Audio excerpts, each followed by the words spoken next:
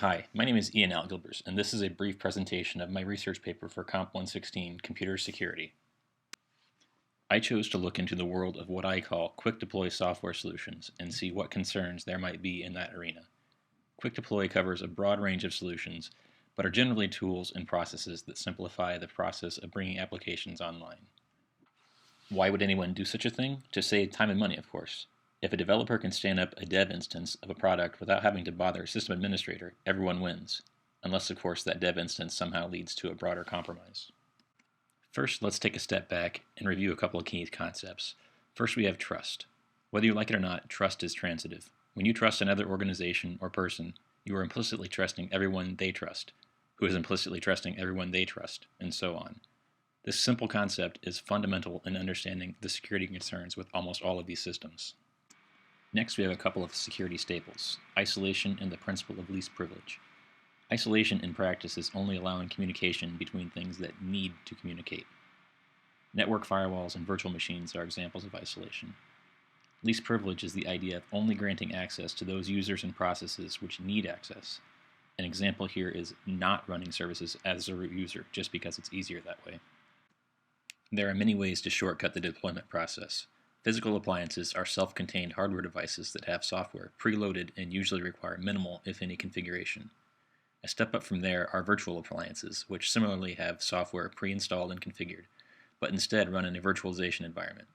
This can be a real savings on physical resources.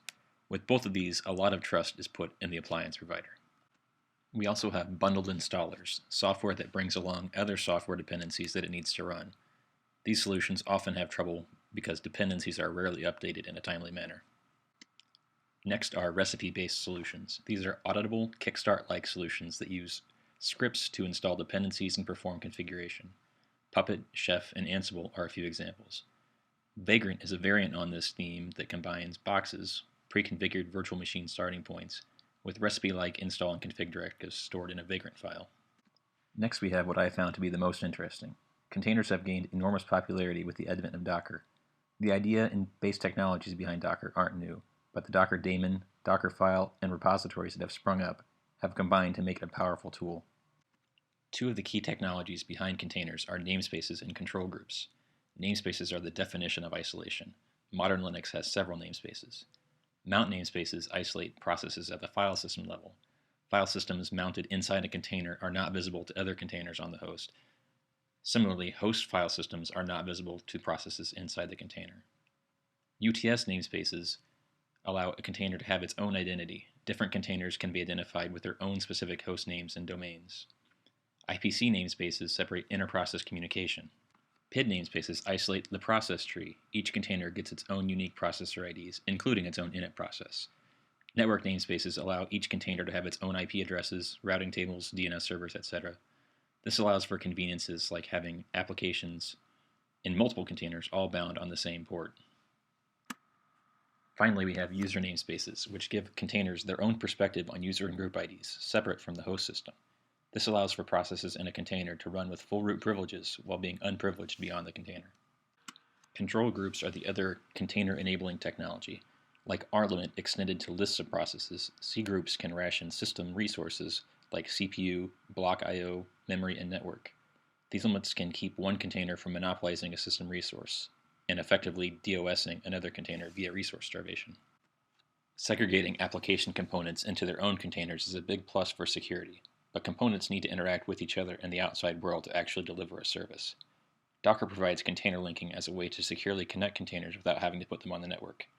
As an added bonus, linking configures the recipient container with environment variables and etc host file entries, which allow for programmatic discovery and configuration. Docker provides a lot of security advantages, but it's not bulletproof. Docker relies on the host system's kernel. If that kernel has a vulnerability, the container could use that vulnerability to break out and bypass any namespace restrictions. The Docker daemon is another point of concern, since it is the control center for managing all the containers. As a best practice, containers should host as few services as possible. Think Docker and SSH only. Another concern with Docker are the Docker files at the heart of the product. These recipe-like scripts build on other Docker files. This modularity allows for amazing efficiencies, but again, we see our friend transitive trust.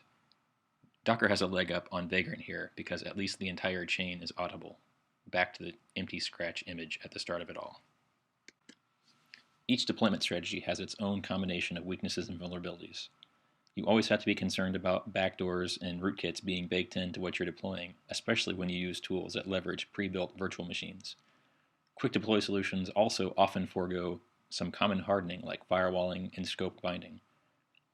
But one of the biggest issues with such systems are the default configurations, from username and password to database names and TCP port numbers. Using the known defaults opens you up to automated attacks and attacks from less sophisticated attackers. So what can you do? Know your sources. Anyone can publish software, but you don't want to run software from just anyone. Verify your sources. Use checksums and signatures when possible. Know your tools. If you know your tools, problems will be much easier to find before they become an incident. Isolate at the appropriate level. Most systems can be fully secured if they are unplugged and stored in a safe, but that's not so useful. Allow communication only where needed to deliver the service. Finally, least privilege is your friend. You don't want a small application vulnerability to turn into something that ends up on the nightly news.